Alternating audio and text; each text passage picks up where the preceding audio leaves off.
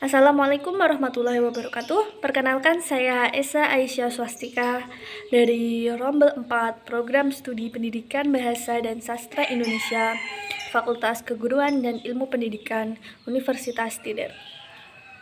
Dalam kesempatan kali ini, saya akan berbicara mengenai perkembangan teknologi serta perannya dalam kehidupan sehari-hari. Pertama-tama, seperti yang kita tahu, kita sudah sampai pada tahun 2022 Masehi, dan kurang dari 3 bulan lagi kita akan memasuki tahun baru, yaitu tahun 2023. Bersamaan dengan itu, tentu saja teknologi terus maju dari hari ke hari. Teknologi kini semakin canggih dan semakin mudah digunakan.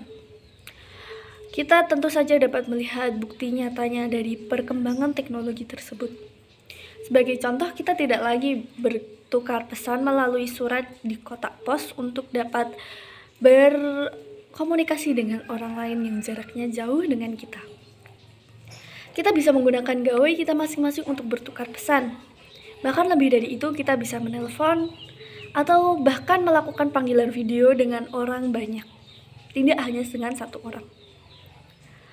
Selain itu, kita juga tidak hanya dapat mengakses berita melalui koran atau mendengarkan berita melalui radio. Karena sekarang di internet pun kita dapat mengakses banyak berita yang terupdate melalui gawai kita masing-masing.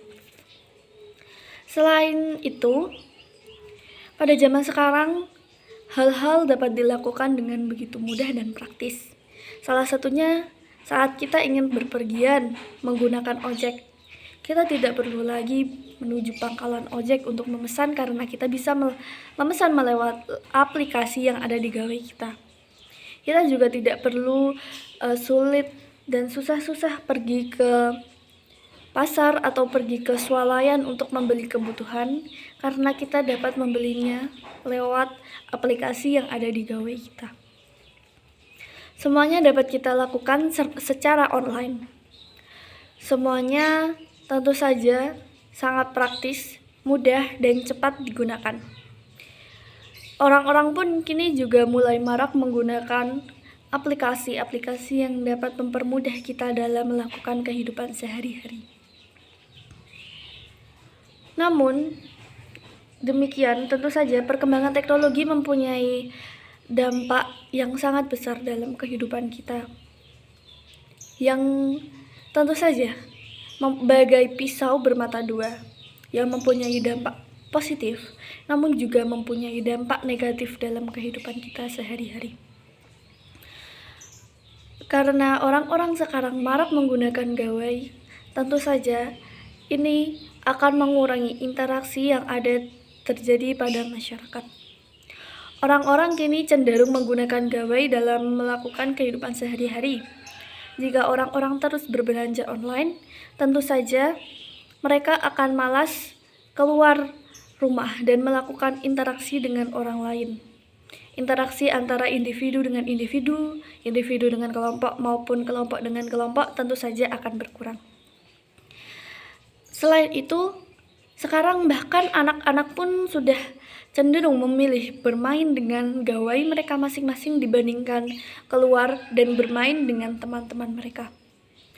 Mereka lebih senang bermain game yang ada pada gawai mereka dibandingkan bermain langsung dengan teman-teman di halaman rumah atau bermain di sekolah. Lalu selain itu, pada saat ini orang-orang cenderung terus melakukan kegiatan menggunakan ponsel atau gawai. Hal ini dapat menyebabkan kemalasan karena kita terlalu fokus pada gawai kita masing-masing. Oleh karena itu, seharusnya pada zaman ini kita harus dapat mengontrol diri kita masing-masing.